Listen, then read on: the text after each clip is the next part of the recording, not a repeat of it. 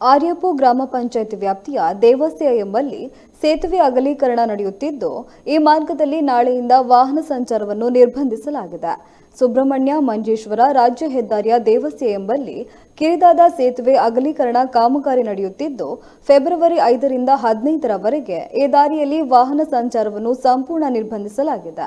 ಈ ಬಗ್ಗೆ ಲೋಕೋಪಯೋಗಿ ಇಲಾಖೆಯು ಪುತ್ತೂರು ಉಪವಿಭಾಗದ ಸಹಾಯಕ ಕಮಿಷನರಿಗೆ ಪತ್ರ ಬರೆದಿದ್ದು, ಸೇತುವೆ ಅಗಲೀಕರಣ ಕಾಮಗಾರಿಯನ್ನು ಪ್ರಾರಂಭಿಸಲು ಬದಲಿ ರಸ್ತೆಯಲ್ಲಿ ವಾಹನ ಸಂಚಾರಕ್ಕೆ ಅನುವು ಮಾಡಬೇಕಾಗಿ ಪತ್ರದಲ್ಲಿ ತಿಳಿಸಿದೆ.